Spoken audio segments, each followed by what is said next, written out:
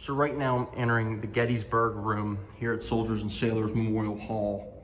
This room is dedicated to the Battle of Gettysburg, and it is a phenomenal room. It really depicts the battle, shows the artifacts, but one artifact that is truly remarkable and actually connects me with the Battle of Gettysburg is this Bible. This Bible right here was carried by Oscar Omier in the Battle of Gettysburg, and afterwards in the campaign in South Carolina. He served in Company G of the 74th Pennsylvania Volunteer Infantry.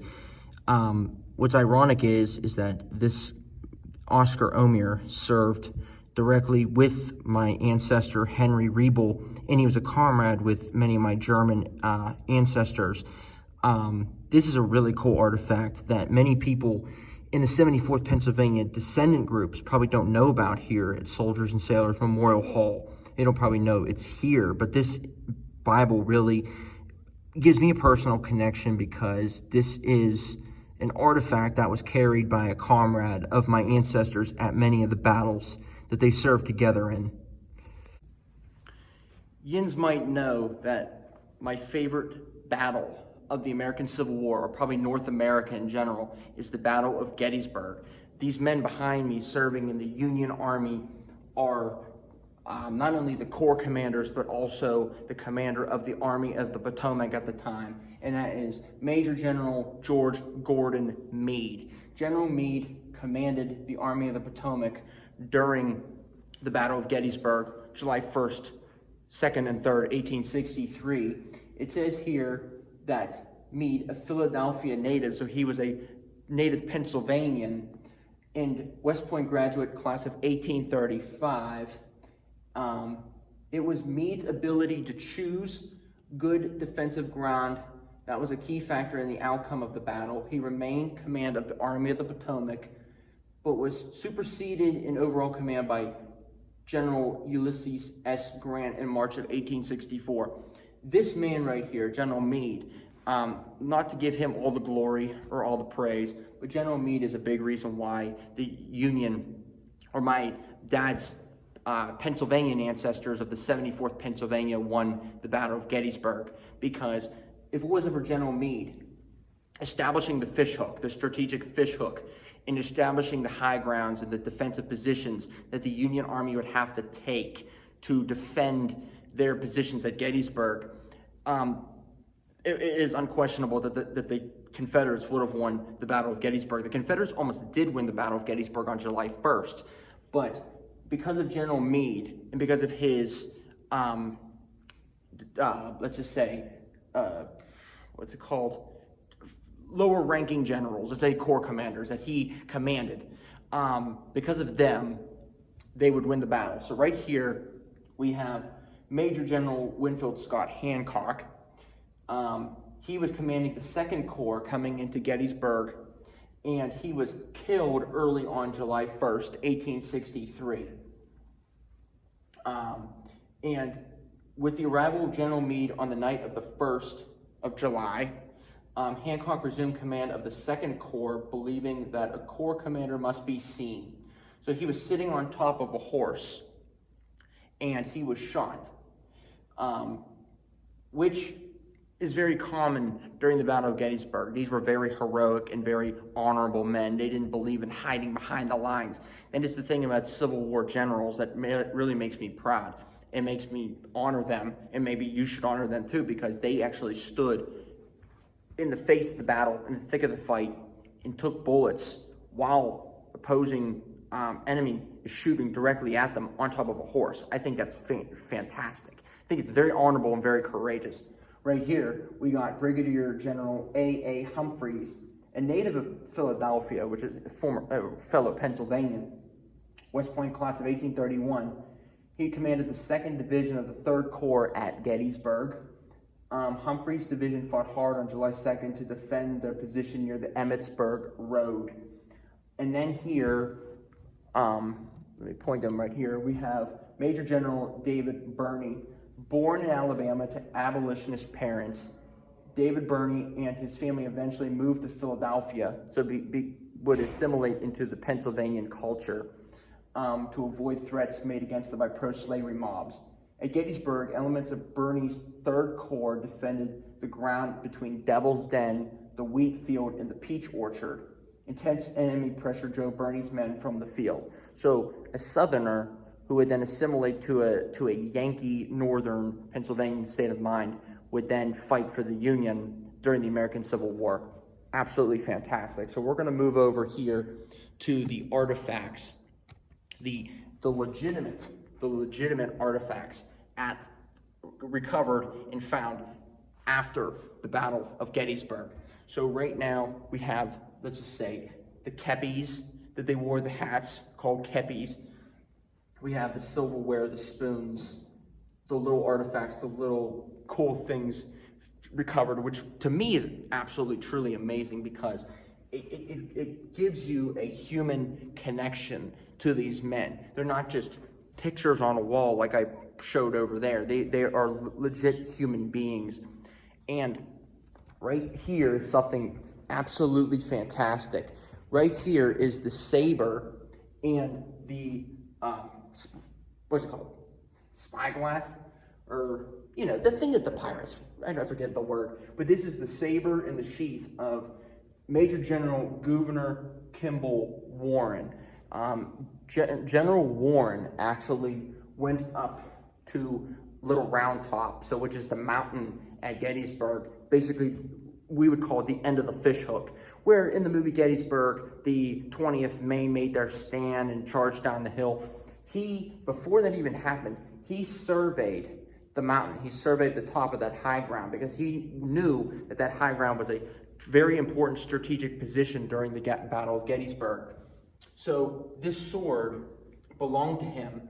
He was a 1850 graduate of West Point, and on July 2nd, 1863, while surveying the positions occupied by Union forces known as Little Round Top, Warren noticed that the Federal left flank was exposed, and if not immediately covered, could be exploited by the enemy with drastic results. So essentially, he then told the Army of the Potomac, he then relayed that back to General Meade, commanding the Army of the Potomac, and said, we got an exposed flank up here. It's this great strategic high ground. If we don't take this, the Confederates will use this to basically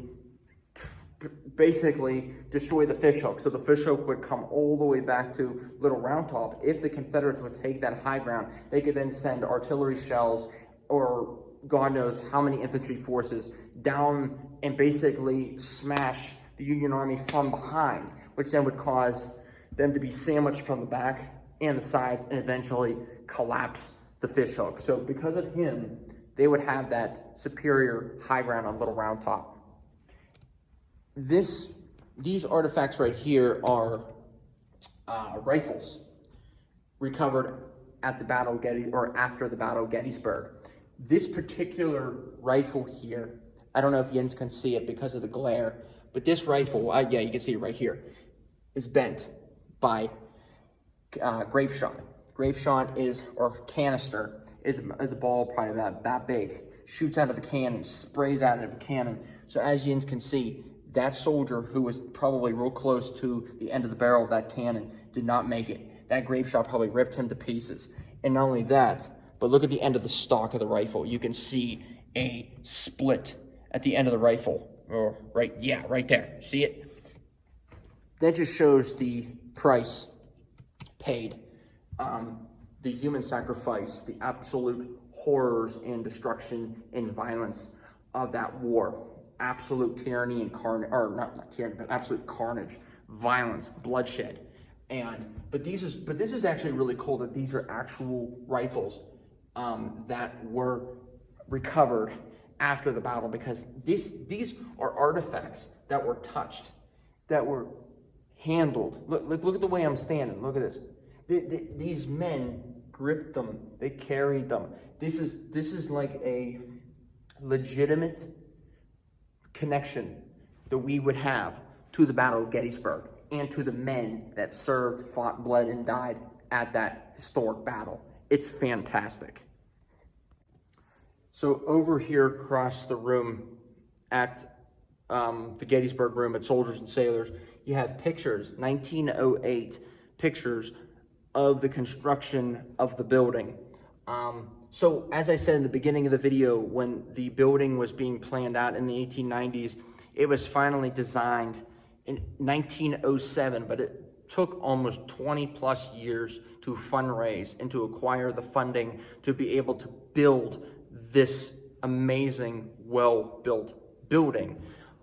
This is a 1908 picture, as I already said, but this just shows the grand scale and the absolute architectural abilities and the absolute genius of not only the architect, but also the builders, the founders, the fundraisers. And this would be the end result right here. This would be what the building would look like. And this is actually what it does look like on the outside, as you saw in the beginning of the video. But what's really amazing about this room, I'm gonna get it in the corner, is that it's an old school room. This is like a early 1900s room. Think about this. Imagine how many Civil War veterans, Union, Army of the Potomac, Civil War veterans were here from all over the country in this one room to discuss the Civil War, what they went through, what they saw, talking, conversing about the battles, about the history, about their recollections. I think it's fantastic that I'm standing in a room that they were all standing in, I would say 115, 120 years ago. To me as a historian, to me as a student of history, it is truly quite an honor to be standing in a place like this that honors not only my ancestors, but also the men that fought, served, bled, and died in that violent but honorable war. So right now I'm entering the Joseph A. Dugan Jr. Hall of Valor. So what's really cool about this room is it shows all of the medals of honor that were awarded to Pittsburgh or Allegheny County veterans, not only during the Civil War, but also during the wars after the Civil War. So probably, World War II, World War I, Korea, Vietnam, etc. But what's amazing about this room is the absolute just honor, because this is the Medal of Honor, ladies and gentlemen. Okay, we're talking about the highest award that you can be awarded if you were serving in the United States military. Okay, that's what's amazing about this room, is it shows individual stories or individual acts of courage or sacrifice and service to our country during the wars that we were involved in. So when it comes to medals and ribbons, I'm pretty well versed on it. So we got the Medal of Honor for the Air Force, Medal of Honor for the Army, and as you might not know, there's different medals of honor. It's the same award, but different shapes and different designs for every branch. It's not just one size fits all. And then we got the Distinguished Service Cross for the Army, Air Force Cross, Navy Cross, Silver Star, Distinguished Flying Cross, Soldier's Medal, Airman's Medal, and Navy Marine Corps Medal. These aren't all of the medals that are very higher in, let's just say, prestige, but these are probably the highlights of the more honorable and more, let's just say, harder to earn. That these medals don't come without sacrifice and without courage and valor. I was never in the military, but I can tell you that you're not given these medals, you earn these medals, especially the medals of honor. Okay, so when you see guys like this on these walls, these guys didn't earn these medals of honor because of participation. They're not participation awards. Those are called service awards. These are called decorations, especially these, because to be able to earn these medals, you have to be awarded by Congress. Congress has to vote and has to decide if you officially earned the Medal of Honor. It is the highest award possible to earn. You have to basically do something that is so heroic, so out of the ordinary, even if it's sacrificing your life, even if it's dying for your comrades, even if you die, you can still be awarded this medal for your actions before or during your death in the battle. And that's what's really amazing about this room, is that it shows and depicts and honors and recollects on the courage and the service of these veterans. And that's really what this country and what this room and what this building represents. It not only represents the history, but it also gives you a little wee bit of a observation, a little bit of a, let's just say, tap on the shoulder of how lucky we are to live in the country that was paid for by blood and service of veterans. Thank you.